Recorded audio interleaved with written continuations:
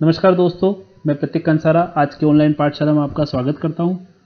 हमने जो last topic discuss किया था वो था परफॉर्मेंस ऑफ आईसी इंजन, जिसमें हमने न्यूमेरिकल सोल्व किया था। उसी न्यूमेरिकल को आगे बढ़ाते हुए आज एक और न्यूमेरिकल सोल्व करेंगे। एक बार इस न्यूमेरिकल को हम अच्छे से रीड करेंगे, क्या क्या चीज़ें हमको दे रखी हैं और क्या क्या चीज़ें हमें फाइंड आउट करनी है। तो क्वेश्चन क्या कहता है, एक बार रीड करते हैं।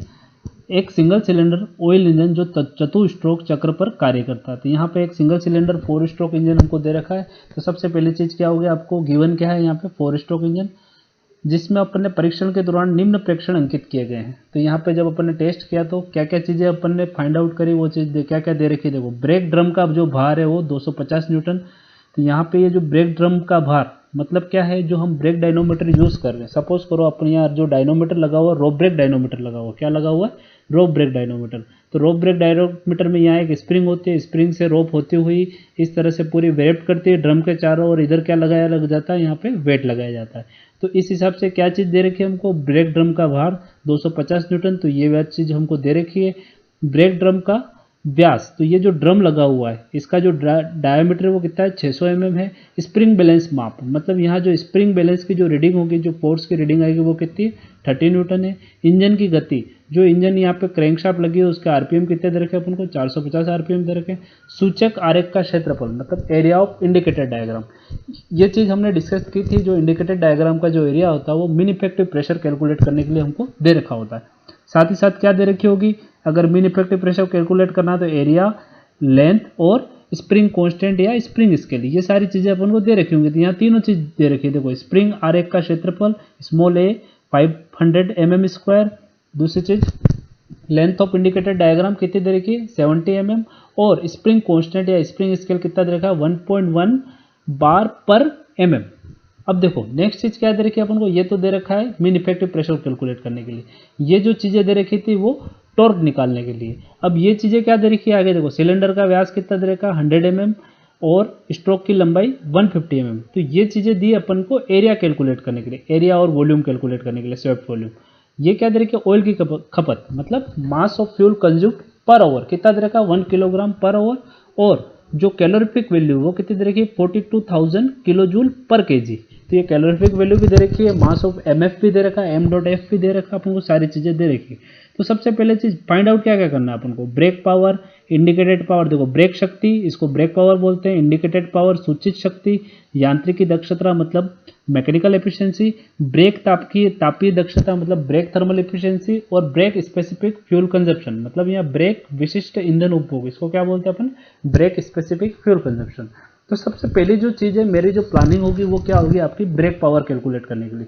अगर मैं ब्रेक पावर कैलकुलेट करने से पहले क्या क्या चीज़ें गिवन है वो हम क्या करते हैं, नोट डाउन कर लेते हैं। सबसे पहली चीज़ अपन को इंजन कौन सा दे रखा है, 4 स्ट्रोक इंजन दे रखा है, सबसे पहली लाइन में लिखा हुआ है। दूसरी चीज़ जो वेट W, इसका मान कितना दे रखा अपन ने यहाँ देखा, ब्रेक ड्रम पर भार कितना है, 250 न्यूटन।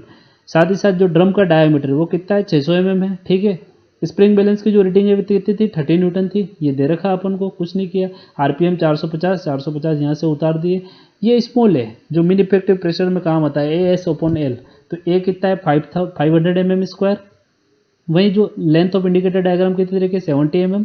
और ये जो एस है आपका, ये क्या चीज़ है, ये आपका स्प्रिंग कांस्टेंट, ये कितना दे रखा है, 1.1 बार पर mm। अब ये किस में दे रखा है, बार में दे रखा है। तो इसको क्या करेंगे, न्यूटन पर mm² में हम चेंज करते हैं। इस वजह से क्या करते हैं, न्यूटन पर mm² में चेंज करने के लिए इसको 10⁵ से मल्टीप्लाई कर देते हैं।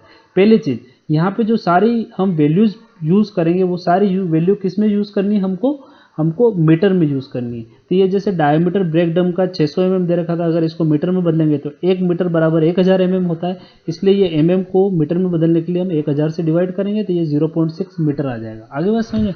बाकी ये A, L और S की वैल्यू mm में ही रहने दो, क्योंकि कोई फर्क नहीं पड़ रहा है, ये एक दूसरे से कट जाएंगी। तो इसमें कोई छेड़छाड़ी करने की हमको आवश्यकता नहीं है, ये चाहे किसी भी यूनिट में दे रखी हो। अब यहाँ देखो, जो बोर का डायमीटर, सिलेंडर का जो व्यास दे रखा है वो कितना दे रखा है, 100 mm। इसको हम मीटर में चेंज करेंगे तो हो जाएगा आपका 100 डिवाइड बाय 1000, तो 0.1 मीटर हो गया। सिमिलरली जो लेंथ ऑफ स्ट्रोक या स्ट्रोक की लंबाई जो दे रखी है, स्ट्रोक दे रखा है कैपिटल L, वो कितना दे रखा है अपन को, 150 mm। तो इसको क्या लिख सकता हूँ, 150 divide by 1000 is equal to 0.15 metre. Similarly अगर आप देखोगे मास ऑफ फ्यूल कंज्यूम, तो मास ऑफ फ्यूल कंज्यूम कितना दे रखा है हमको, 1 किलोग्राम पर आवर। हम जब प्रश्न सोल्व करते हैं तो ये किलोग्राम पर आवर, तो ओवर की जगह हम किस में पुट करते हैं, सेकंड में पुट करते हैं। तो इसलिए ओवर को सेकंड में बदलने के लिए क्या करेंगे, 3600 से डिवाइड कर देंगे। तो इसकी जो वैल्यू आ जाएगी वो कितनी आ जाएगी, किलो जूल पर सेकंड। तो 1/3600 किलोग्राम पर सेकंड। तो इस तरीके से चेंज हो गया मास ऑफ फ्यूल, ओवर को सेकंड में बदल दिया अपन ने। सिमिलरली जो कैलोरीफिक वैल्यू वो कितनी दे रखी थी, 42,000। तो ये किलो जूल पर केजी है, तो इसको किस में पुट करते हैं हम, जूल पर केजी में, इसलिए यहाँ के से किससे मल्टीप्लाई कर देंगे, 1000 से। सबसे पहली जो प्लानिंग रहती है वो मेरी रहती है ब्रेक पावर कैलकुलेट करने की। तो मेरा जो ब्रेक पावर का रिलेशन है वो है 2π/N/T/60। तो यहाँ पे मुझे क्या क्या चीज़ें नहीं पता है, 2 पता है, पाई पता है, N 450 RPM मुझे क्वेश्चन में ये दे रखे हैं। हमको क्या चीज़ की आवश्यकता है, ओनली टॉर्क की आवश्यकता है। तो टॉर्क कैसे कैलकुलेट करेंगे, तो उसके लिए मुझे यहाँ दे रखा है ये रो ब्रेक डायनोमीटर है, ये स्प्रिंग बैलेंस की रीडिंग दे रखी है, W दे रखी है। इससे पहले जो न्यूमेरिकल सोल्व किया था उसमें हमको डायरेक्ट नेट फोर्स दे रखा था। यहाँ नेट फोर्स न देके हमको क्या दिया, W - S। तो W और S की जगह जो W और S की सेपरेट वैल्यू दे दी यहाँ पे, आगे बात समझ में। तो W - S इंटू रेडियस। अब सिंपली ये भी आप देख सकते हो यहाँ पे जो रोप का डायमीटर है मुझे नहीं दे रखा है। तो रोप का डायमीटर नहीं दे रखा है तो हम क्या करेंगे, जो रोप का डायमीटर है उसको नेग्लिजिबल या जीरो मान लेंगे। तो इस हिसाब से टॉर्क की वैल्यू क्या हो जाएगी, W - S इंटू D/2। ये D की वैल्यू क्या होगी, जीरो होगी, क्योंकि रोप का डायमीटर है ये। इस हिसाब से ये टॉर्क कैलकुलेट हो जाएगा। तो W भी पता है, S भी पता है, और D का मान 600 दे रखा है। 600 को मीटर में बदला तो कितना हो गया, 600 डिवाइड बाय 1000। तो इस हिसाब से क्या आ जाएगा, देखो 2πN की वैल्यू 450 यहाँ से पुट कर दी अपन ने, 60 की 60 दे दिया। W - S, W की वैल्यू कितनी है, 250, और जो S की वैल्यू वो कितनी है, 30 है, इंटू जो कैपिटल D की वैल्यू ये कितनी आई, 0.6 आई, डिवाइड बाय 2। जब इसको सोल्व करोगे आप कैलकुलेटर की हेल्प से, तो जो ब्रेक पावर की वैल्यू आएगी वो आ जाएगी 3110.176 वोट। ये वैल्यू किस में आई, वोट आई। तो हमारी यहाँ ब्रेक पावर कैलकुलेट हो गई। अब नेक्स्ट जो चीज कैलकुलेट करनी है वो क्या कैलकुलेट करनी है हमको, इंडिकेटेड पावर। तो इंडिकेटेड पावर का फॉर्मूला क्या होता है, देखो PMI into A into L into K divide by 60। अब ये मैंने क्या किया, K की जगह क्या पुट कर रखा है, N/2। क्यों N/2 पुट किया, क्योंकि ये 4 स्ट्रोक इंजन है।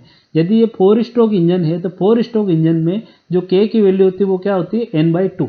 अब हमें यहाँ प्रश्न में मीन इफेक्टिव प्रेशर नहीं दे रखा है, तो मीन इफेक्टिव प्रेशर निकालने के लिए हमको क्या दे रखा है, अपन को area of indicator diagram, length of indicator diagram और स्प्रिंग कांस्टेंट हमें क्वेश्चन में दे रखा है। इस वजह से हम मीन इफेक्टिव प्रेशर कैसे निकालेंगे, तो यहाँ मीन इफेक्टिव प्रेशर का फॉर्मूला रख दिया, A इंटू S/L। ठीक है। अब ये जो एरिया है, पिस्टन का एरिया क्या होता है, π/4d² इंटू ये लेंथ की जगह length into N/2 divide by 60। अब देखो यहाँ वैल्यू पुट करना शुरू करते हैं। ए की वैल्यू कितनी है, ए की वैल्यू थी आपकी, एरिया ऑफ इंडिकेटर डायग्राम कितना दे रखा अपन को, ये area of indicator diagram 500 mm², तो 500 रख दी। एस स्प्रिंग स्केल कितना दे रखा अपन को, स्प्रिंग स्केल एस का मान 1.1 इंटू 10⁵, क्योंकि ये बार में दे रखा तो 1.1 इंटू 10⁵ ये वैल्यू पुट कर दी, divided by L, length of spring को, लेंथ ऑफ इंडिकेटर डायग्राम कितनी दे रखी है, 70 दे रखी है, तो ये 70 पुट कर दिया अपन ने। आगे बात समझ, इंटू π/4।